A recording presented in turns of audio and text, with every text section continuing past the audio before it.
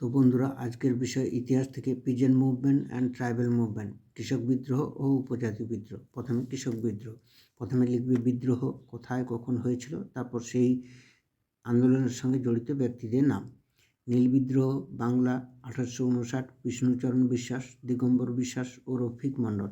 দাক্ষিণাত্যে কৃষক বিদ্রোহ মহারাষ্ট্র 1875, রামসি মুভমেন্ট 1879, বাসুদেব বলবন্ত ফাড়কে। চম্পারণ সত্যাগ্রহ চম্পারণ বিহার 1917, মহাত্মা গান্ধী। খেদা সত্যাগ্রহ খেদা গুজরাট 1918, মহাত্মা গান্ধী ও সর্দার বল্লভভাই প্যাটেল। মোপালা বিদ্রোহ কেরালার মালাবার উপকূল 1921, আব্দুল ওয়াহাবি ও সৈয়দ ফজল। বারদৌলি সত্যাগ্রহ গুজরাট 1928, সর্দার বল্লভভাই প্যাটেল।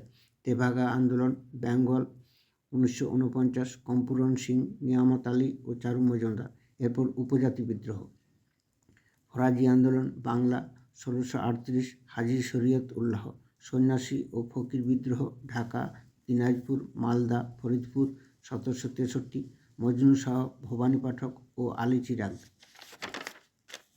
চুয়ার বিদ্রোহ বীরভূম, মেদিনীপুর, বাঁকুড়া, পুরুলিয়া 1763 থেকে 1799, রাজা জগন্নাথ সিং ও দুর্জন সিং। ভিল বিদ্রোহ পশ্চিমঘাট পার্বত্য অঞ্চল 1818 থেকে 1846, গোবিন্দগুরু।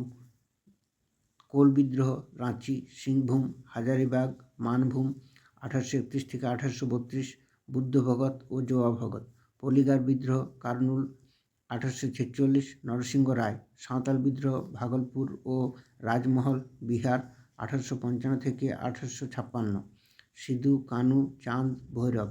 মুন্ডা বিদ্রোহ উলগুলান ছোটনাগপুর 1899 থেকে 1900, বিরসা মুন্ডা।